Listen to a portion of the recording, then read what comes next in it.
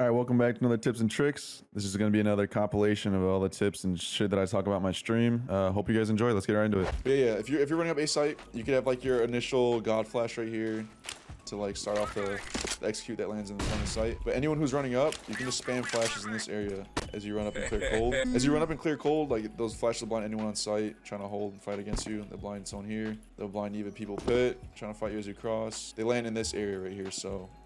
Even Moto too, like it literally blinds everything but you as you run up. So that's a nice little self-supported flash you can throw when you hit A site. Oh, here's a flash you could throw if you want to clear out cubby. It like will just bounce off this wall. It'll hit anyone in this corner and then anyone hiding in this corner as well. So let's say like you're about to like take arch control. This flash will also blind anyone close because it lands in the cubby. Just aim here, left click throw a flash, and it'll bounce off this part right here. Hopefully hitting anyone in this corner and then hitting anyone in this corner. You'll hear a sound. Cupid does hit him. Yeah, another thing too, which I think a lot of like NA teams need to realize is that let's say you've been taking brackets like pretty fundamentally, right? We call this fundy. Let's say you've been like smoking off this, mauling porch, flashing in, and like you're like establishing the respect of brackets like when you take brackets every round after round. You shouldn't be doing this the whole half. Like if you always heavy take brackets control, at a certain point you got to realize that the CTs are gonna respect this and stop playing for brackets because they're just gonna keep on dying every time they try and contest this. Because you smoke this out, molly guy out underneath, and you just fuck up the last guy who's playing here, or whatever it is. Let's say you've just been establishing that respect of taking brackets pretty fundamentally. What you got to do at a certain point is to realize that the CTs are gonna respect you when you're enforcing that respect, and then like you go into like the second stage of like your map strategy and you start adjusting and adapting so you can expect the respect and then not smoke off arch side and molly this. You can contact this maybe because they're probably not going to be playing for brackets. Hopefully they're not opping. But another thing you do too is to skip the brackets control and going straight into an arch control, because if you throw brackets control, you're gonna have to wait out your own arch side smoke, you know what I'm saying, like the smoke here. So like let's say you've been establishing that respect of taking brackets all the time, just go straight from mid to an arch control. And how you do that is by throwing a shock smoke and then a porch molly, and then you just come in. You can just go straight from mid into arch, because you can like kind of expect the CTs to respect you and that this is going to be clear. That's like the gambles you have to eventually start taking as you learn to call on maps, is like when to start cutting corners. That's what makes like a really good IGO, is knowing when to cut corners and not always being super fundamental with your util. So how to throw that, you can just come here, get in this corner right here, aim in the at the end of the window, jump throw, and this is gonna be your shock smoke. That's one of shocks, and you just have some guy come here, molly under porch. Flash comes in, you swing this. This is probably gonna be clear, and then you just come up from here and then challenge arch control. Flash comes over arch. Boom. Now instead of like wasting your util to get this and then this, you just go straight from mid to that without wasting time or util. It's all about cutting corners, man. I saw Nip do this little solo play for Overpass. It's just like kind of like a timing thing. If you have the best spawn, you can cross through party and just swing to triangle and just like take the fights here. Usually it's pretty safe doing this because of like, as long as you molly this and TC a party smoke, most of the time they're not going to come out here and just fight you and swing. They usually respect the party smoke and will end up like mollying it before swinging fountain. So you have like this brief timing to just like cross right here. And because you have a good spawn, you're not going to be in the open that long either. You're only like exposed for like 1 second. So a way to do this like properly and pretty safely, you come here with the best spawn, throw the mouth molly like this. You can have a teammate molly playground for you. As you come in here, aim at this dark spot and then run, left click throw when you pass the garbage can. Shout out to Stamina for showing the smoke. That'll land on the third step and it won't expose you as you cross.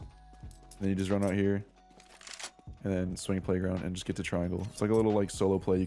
It's good if you're like on a rifle low bind, you have like low util and you can't really play strategically into your utility. You just need to take fights. That's a good play to do. And then for your teammate, if he wants to molly playground, he just comes here, aims horizontally with this, and then run jump throw. And he like passes like the middle of the divider. And I'm on a playground. Yeah, there's an op pick you can go for on B-site. We call it Boogeyman on the team. Let's say you've been conditioning like water control and you get like water for free. You have your opper come water with like his other teammates. He comes here, scopes in the tunnel like while all the nades are going off. Like say there's like a molly down, smoke being landed. He scopes in so they don't hear the scope, and he's gonna walk it up here. And you want to do this with a rifler next to you to help clear out the close angles. But you just stay scoped in, walk up here, and then just post on this angle or like on the pillar right here. and you just hold this. And because you scoped in while like the molly was being extinguished, the CTs aren't going to expect an op to be on this angle, and they're probably going to just peek this dry, and you get a kill off of that. And another thing you could do to add on to this, so say you get posted in and the CTs just aren't peeking cat, they're not peeking you on this angle, there's like a second step you can do. Have one of the players come monster, come here to the end of the cardboard, find the white spot right here, and then jump through. This will molly out wood, and then flush the CT hiding that position into the opper to die, so you can get the pick on that guy. It's a nice little like set op pick you can go for on your Overpass B-site. Yo, I saw Nip do this, bro. I've never seen this before. There's like a new boost, a new triple boost on Overpass. They did it on their eco round. You come to this pillar right here. This guy crouches, and then you get on this guy's head. When you're on this guy's head, you can sit up here with like a USP. You can watch the walkout con, and then also any T's walking up party right here. And then these guys just hold the long swing. But you can just sit here and just hold con. It's like actually a pretty crazy boost. And I wish I could show you what it looks like. Here, let me put a bot here too. You got another bot here. This is what it looks like. If you're coming up con, you literally can't even see this guy. It's like, I don't think anyone's ever gonna pre-aim this. Also, if you're walking out steps here, the boost is right there. So if you're coming out here to like peek, this guy can see you. And then from con as well. Like that. Pretty sick boost. Oh, this is something I saw too. Post plant, this is a really good spot to sit. Like if you literally just hide here and then you like have some guy divider like playing and holding, or some guy like front bath or something, and you like play off his contact, like no one can see you. All the site can't see you. Even like here, they have to come up and hard clear you from like around here, then they'll be able to see you. But if you're head down, the whole site can't see you. If they're anywhere back here, I think I saw Electronic do this, and he just hit here off the other people's contact. He popped up and got like 2 kills. We have to look at truck. That's the thing.